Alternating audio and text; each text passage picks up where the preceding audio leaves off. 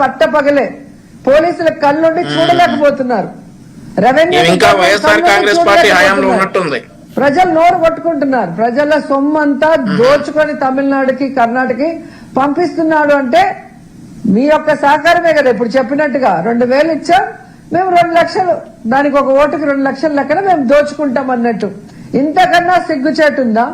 ఇంతకన్నా వ్యవస్థల్ని భ్రష్టు పట్టించే నాయకుడు చంద్రబాబు నాయుడు కన్నా ఇంకొకరు ఉన్నారని నేను అడుగుతున్నా. ఎలక్షన్లప్పుడేమో అమ్మ చెల్లి తల్లి అని చెప్పి కాళ్లు పట్టుకుంటారు, చేతులు పట్టుకుంటారు. ఓట్లు వేసిన తర్వాత అదే మహిళల్ని ఆగస్టు 15 రోజు పిలిచి మరీ అవమానించడం ఎంతవరకు సమంజసం?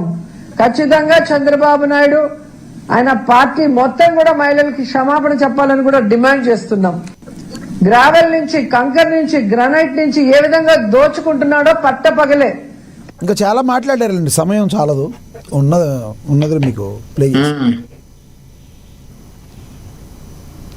అదే సార్, ఇప్పుడు ఆవిడ ఇంకా వైఎస్ఆర్ హయాంలో ఉన్నట్టున్నారు పాపం. అంటే వంశీ గారు రోజా గారు ఇలా మాట్లాడుతున్నారు. మరోవైపు అంటే ఒక ఫ్రస్ట్రేషన్ కనబడుతుందని కొంతమంది మీలోని అభిప్రాయపడుతున్నారు. దానిలో వాస్తవం ఉందంటారు. రోజా గారు ఇలా మాట్లాడటానికి, ఆయన శాసనసభకు రాకపోవటానికి, లేదంటే మొన్న జరిగిన జోగి రమేష్ గారు అబ్బాయి ఏదో మాట్లాడిన దానికి వాటికి సంబంధం ఏంటి? ఒక సోషల్ మీడియాలో ఈ రకంగా ట్రోల్ జరుగుతుంది, దాన్ని ఎలా చూస్తారు? జోగి రమేష్ గారు అబ్బాయి దానికి ఈవిడ నిన్న మాట్లాడడానికి సంబంధం ఏంటి? సోషల్ మీడియాలో వస్తున్న పోస్ట్ సార్ ఈరోజు సార్ ఆడిబుల్ లక్ష్మీనాథ్ గారు క్లియర్ గా వినబడుతుంది, మాట్లాడండి ప్లీజ్. లక్ష్మీనాథ్ గారు ఆడిబుల్ అండి? క్లియర్ గా ఉంది, ప్లీజ్ కంటిన్యూ. రైట్, నేను మాట్లాడతాను. వంశీ గారు మీతో మళ్ళీ మాట్లాడతాను. మనతోటి శ్రీనివాస్ గారు ఉన్నారు, బేతంచెర్ల శ్రీనివాస్ గారు స్టూడియోలో అందుబాటులో ఉన్నారు, ఆయనతో మాట్లాడదాం. శ్రీనివాస్ గారు నమస్తే అండి. సార్, శ్రీనివాస్ గారు ఎలా చూస్తారు రోజా గారి వ్యాఖ్యలను? ఎలా చూస్తారు? చంద్రబాబు మీద మాట్లాడిన విషయాన్ని మీరు ఎలా చూస్తారు? ముందుగా ఏఎన్ఎన్ ప్రేక్షకులు నమస్కారం, మరియు మన సోదరులకు కూడా నమస్కారం అండి. నమస్తే. ఇందాక వంశీ బ్రదర్ చెప్పినట్టు రోజా గారి మాటల గురించి పట్టించుకోవాల్సిన అవసరం లేదు.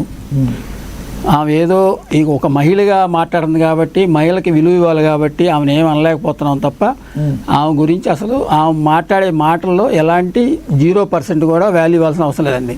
అసలు మామూలుగా ఆమె గురించి డిబేట్ పెడితే అసలు డిబేట్ టైం అంతా వేస్ట్ అవుతుంది.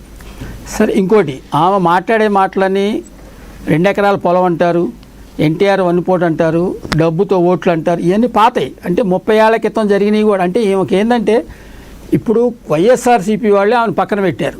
ఎందుకమ్మా నువ్వు కామ్గుండమ్మా, నీ వల్ల అయిపోతున్నాయి, ఉన్న 11 సీట్లు కూడా రేపు వచ్చే ఎలక్షన్లో ఆ 11 ఒకటి అయిద్దామని భయంతో ఆమెను పక్కన పెట్టారు. సరే, ఆమె మళ్ళీ రెడీ అయిపోయి వచ్చేసి ఏదో చెప్పేశారు. ఆమె గుర్తున్నాయి ఏంటంటే గజనీ టైపులో ఏమైందంటే ఎలక్షన్ల ముందు ఏం జరిగి అయ్యే గుర్తున్నాయి. అంటే 2024 ఎలక్షన్లు జరగకముందు ఏం జరిగి అయ్యే గుర్తుంది తప్ప తర్వాత జరిగిన డెవలప్మెంట్ కానీ మేము చేసే పనులు కానీ ఏమీ గుర్తులేవు.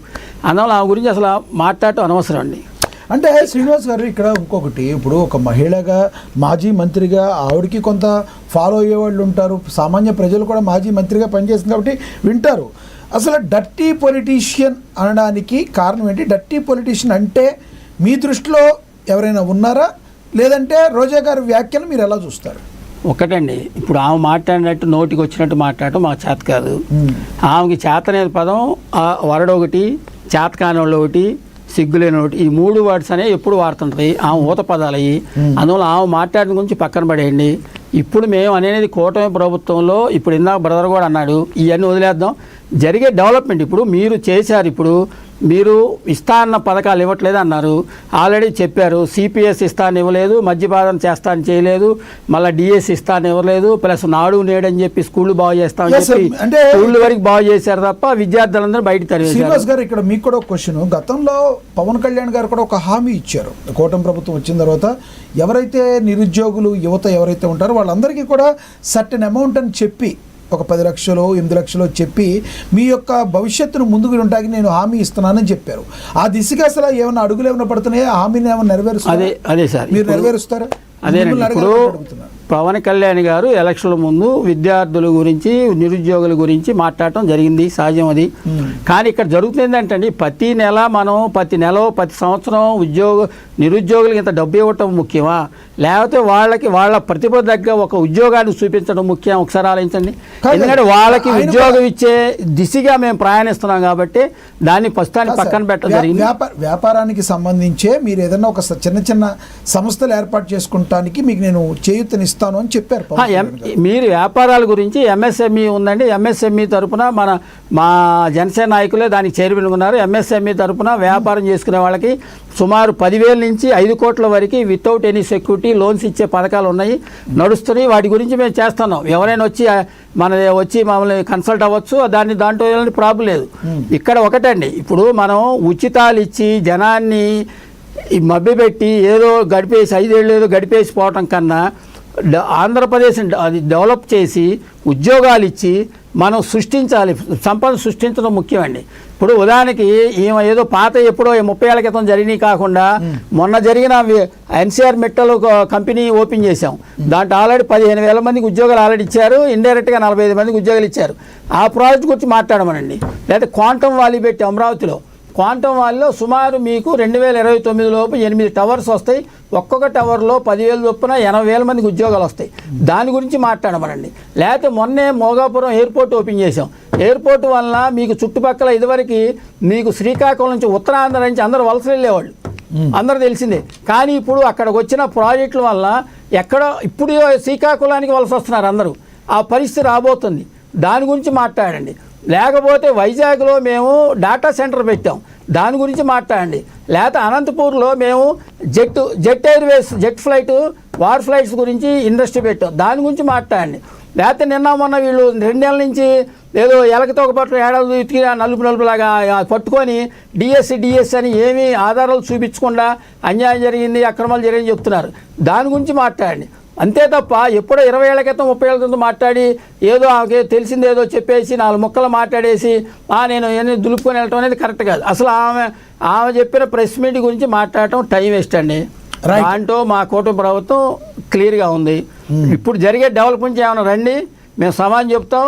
మేమేమన్నా చేసి ఉంటే మీరు చెప్పండి. మీ దగ్గర ప్రూఫ్స్ ఏమంటే చూపించండి.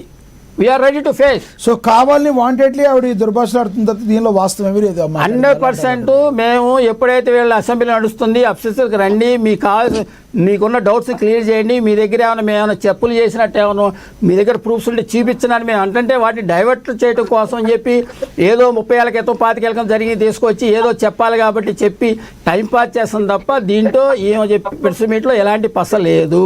రైట్. వంశీ గారు కనెక్ట్ అయ్యారు. ఒకసారి వంశీ గారు ఇందాక మీరు మాట్లాడుతూ కనెక్ట్ అయ్యారు. అసలు రోజా గారు మాట్లాడడానికి ఈ యొక్క జోగి రమేష్ గారు కొడుకు విషయానికి సంబంధం ఏంటి? బయట ట్రోల్స్ని మీరు ఎలా చూస్తారు? ఏంటంటే జోగి రమేష్ గారింట్లో ఒక